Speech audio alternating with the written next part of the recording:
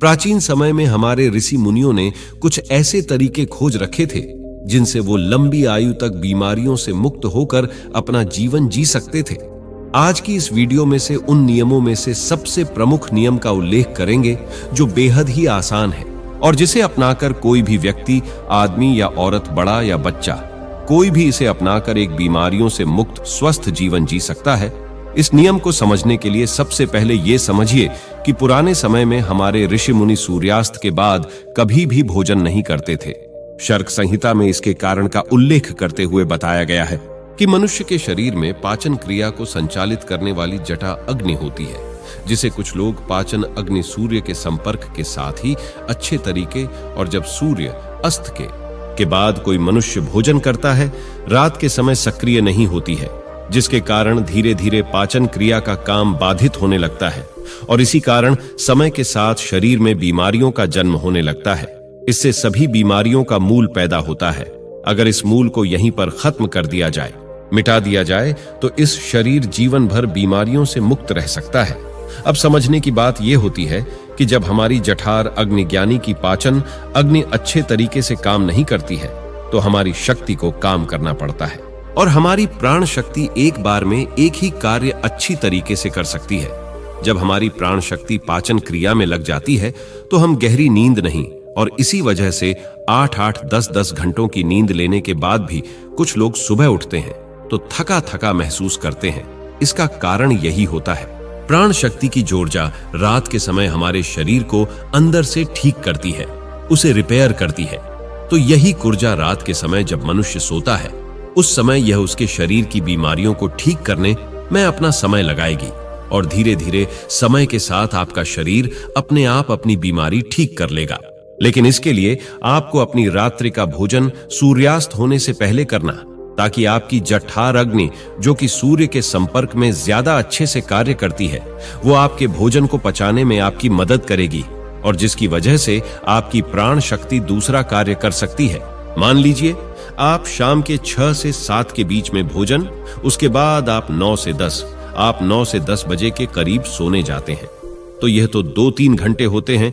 इसमें आपका ज्यादातर भोजन पच चुका होता है कि बाकी का भोजन रात के 1 बजे तक पूरी तरह से बहुत ज्यादा है और उसके बाद आपकी प्राण शक्ति आपकी बॉडी को रिपेयर करने में लग जाती है, आपकी शरीर की बीमारियों को ठीक करने में जुट जाती है।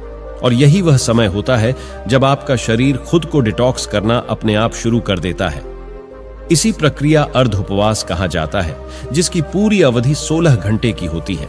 लेकिन जो लोग जिनमें दिन में 16 घंटे उपवास करने में सक्षम नहीं हैं, वह 12 घंटे से शुरुआत कर सकते हैं। यानी कि आपने रात को 7 बजे भोजन किया है, आप अगले दिन सुबह 7 बजे ही भोजन करें, जिससे कि आपकी बॉडी को तकरीबन घंटों का समय मिलता है खुद को रिपेयर करने का। इस पर उपवास में हमारे शरीर में क्या प्रक्रिया घटित होती है, पहले इसको समझिए। उपवास करते हैं तो हमारे शरीर को पूरी तरह से भोजन नहीं मिलता, इसलिए शरीर अपनी जरूरतों को पूरा करने के लिए अपने कोशिकाओं में जो बैक्टीरिया जो तुमको ही खाना शुरू कर देता है और इसी वजह से हमारी कोशिकाओं का अपने आप शुद्धिकरण होने लगता है। वैज्ञानिक भाषा में ऑटोफेजी कहा जाता है। इसका मतलब होता है बॉडी को सेल्यूलर पर डिटॉक्स करना। सिर्फ 21 दिन के लिए जो मनुष्य इस प्रक्रिया को अपना लेता है, उसकी त्वचा में निखार आने लगता है, उसके बाल गिरने कम हो जाते हैं, सुबह अच्छी ताजगी होती है, रात को नींद गहरी आती है और मानसिक तनाव बिल्कुल मिट जाता है। कुछ लोगों को लगता है कि अर्ध उपवास करने से उनका शरीर कमजोर हो जाएगा, लेकिन अर्ध उपवास करने से शरीर का फैट कम होता है, मसल्स लॉस नहीं होता। जब मसल्स लॉस नहीं होता और इसीलिए शरीर की क्षमता अपने आप बनी रहती है। अब तक आप यह समझ चुके हैं कि आपकी प्राण शक्ति आपकी बीमारियों को दूर करने के लिए किस प्रकार कार्य करती है। इस समय आपको भोजन करना चाहिए ताकि आपकी प्राण शक्ति पूरी ऊर्जा के साथ काम कर सके। यह हम समझ चुके हैं। लेकिन इसके बाद जो समझने वाली बात है वो ये है कि आज के समय में काम करते करते आदमी अपनी दैनिक दिनचर्या बिल्कुल छोड़ देता है। इस प्रकार सही समय पर भोजन करें। अगर वह रात के समय काम करता है तो वह किस प्रकार भूखा रहे, क्योंकि उसे तो आदत हो चुकी है रात के समय देर से खाना खाने की। और कुछ लोगों के साथ समस्या ऐसी है कि वह भी नहीं रह सकती, थोड़ी थोड़ी देर में उन्हें भूख लगती रहती है। तो ऐसे लोग इस प्रकार इस प्रक्रिया का लाभ उठा सकते हैं। कि अगर आप 16 घंटे का उपवास कर रहे हैं तो उसके लिए आपको बीच बीच में कुछ लिक्विड चाहिए, जिससे आपकी बॉडी रिहाइड्रेट रह पाए और आपके शरीर की विडोज करने की प्रक्रिया भी तेज हो जाए। शुरुआत में अगर आप अपना रात्रि का भोजन 7 बजे कर लेते हैं तो आपको 10 बजे तक भूख लगेगी ही लगेगी। उस समय जब आपको भूख लगे तो उस समय आप नारियल पानी पी सकते हैं। इससे शरीर में बहुत सारे लाभकारी फायदे भी होंगे और आपके रिहाइड्रेट की प्रक्रिया तेज हो जाएंगे। इसके अलावा आप कॉफी फिर भी पी सकते हैं और जिन लोगों का वजन ज्यादा बढ़ा हुआ है, जो अपने वजन को कम करना चाहते हैं, ऐसे लोग थोड़े गर्म पानी में एक नींबू निचोड़कर उसको पी सकते हैं। इससे उन्हें अद्भुत लाभ होंगे। कुछ ही दिनों में वह पाएंगे कि उनके शरीर का वजन कितनी तेजी के साथ घट गया है। लेकिन जिन लोगों को ठंड लगती है, जुकाम जल्दी होता है, खांसी हो जाती है, बुखार हो जाता है, तो ऐसे लोग रात में पानी में नींबू निचोड़कर कभी ना पिएं। रात को त्रिपिला सूंड भी लिया जा सकता है, जो कि बहुत लाभकारी होता है। मैंने अपनी बहुत सारी वीडियोस में उसके बारे में चर्चा की है और किसी में उसके बारे में पूर्ण तरीके से सब चर्चा करेंगे। शरीर को रिहाइड्रेट करने में उसकी बहुत सहायता करता है। सुबह आपका पेट अच्छे से खाली होगा। अगर रात को आप त्रिफला चूर्ण लेकर सोते हैं तो जिन लोगों को डायबिटीज है या फिर शुगर की प्रॉब्लम रहती है, ऐसे लोग और उपवास पूरा करने के बाद जब अपना पहला भोजन करते हैं, यानी कि सुबह ब्रेकफास्ट करते हैं, तो हल्के गर्म पानी में एप्पल साइडर विनेगर, दालचीनी का पाउडर और ऊपर से नींबू निचोड़कर पी सकते हैं। इससे उन्हें डायबिटीज में बहुत राहत मिलेगी और कुछ ही समय में उनके रिजल्ट बिल्कुल चेंज हो जाएंगे। उनका शुगर लेवल डायबिटीज बिल्कुल मेंटेन होने लगेगा। जिन लोगों को हार्ट की प्रॉब्लम ज्यादा रहती है, ऐसे लोग सुबह ब्रेकफास्ट में खीरा या कद्दू का जूस ले सकते हैं। ये उनकी त्वचा के लिए है, उनकी बॉडी को रिडॉक्स करने के लिए और हार्ट के लिए सबसे ज्यादा बेनिफिशियल होता है। जिन लोगों का डाइजेशन ठीक नहीं होता है, ऐसे लोग पानी में अजवाइन और जीरा गर्म करके उस पानी को ठंडा करके पी सकते हैं। उनकी पाचन क्रिया बहुत सुलभ हो जाएगी। और जिन लोगों को और उपवास करने में दिक्कत होती है, बार बार भूख लगती है, तो ऐसे लोग हल्के गर्म पानी में शहद मिलाकर पी सकते हैं।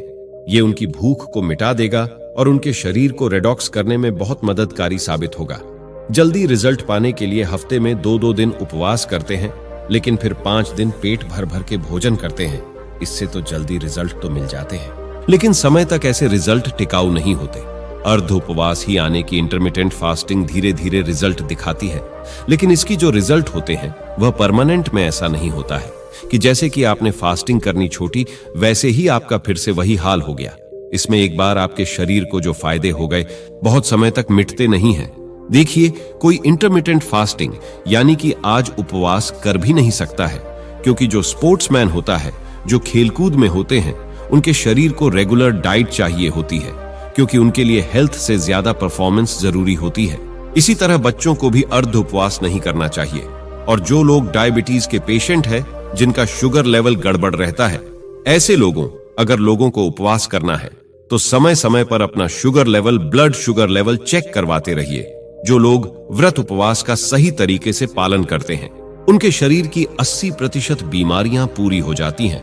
और जिन लोगों को कोई बीमारी नहीं होती, ऐसे लोग अर्ध उपवास करके अपनी बॉडी को डिटॉक्स कर सकते हैं, जिससे कि भविष्य में उनको कोई बीमारी नहीं होगी। यही हमारे आर्षि मुनियों का जीवन भर स्वस्थ रहने के लिए अचूक मंत्र था। इसका आयुर्वेद सरक सही था, हर जगह उल्लेख मिलता है।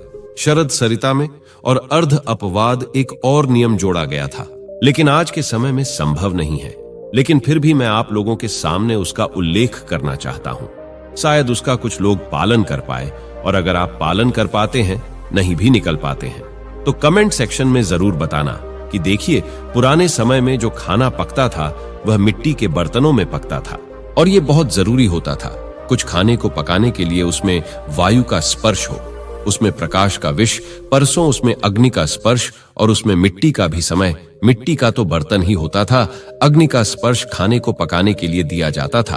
अब सूर्य से अगर पहले खाना पड़ेगा तो उसमें प्रकाश का भी स्पर्श आ जाएगा और वायु जाएगा, क्योंकि खाना प्रेशर कुकर में नहीं पता था, खुले बर्तन में पड़ता था, जिससे वह उसको स्पर्श कर सके। लेकिन आजकल की जीवन शैली में यह संभव नहीं है। इसीलिए कम से कम उपवास करना तो सीखे, चाहे हम उस तरह का भोजन तैयार नहीं कर पा रहे, लेकिन अर्थ उपवास करके अपने शरीर को फायदा तो पहुंचा सकते हैं। दोस्तों, हमारा उद्देश्य आपको हर तरह के डॉक्टरों से दूर रखना है। हम चाहते हैं कि आप अपने शरीर का विज्ञान होती है उसके चिकित्सक बने कि हर इंसान का शरीर अलग होता और हर इंसान जितना अपने शरीर को खुद पहचानता है दूसरा कोई नहीं पहचान सकता। इसीलिए खुद पर विश्वास करिए और जो भी नियम मैं आपको बता रहा हूं बस कुछ दिनों तक उसका पालन करके देखिए।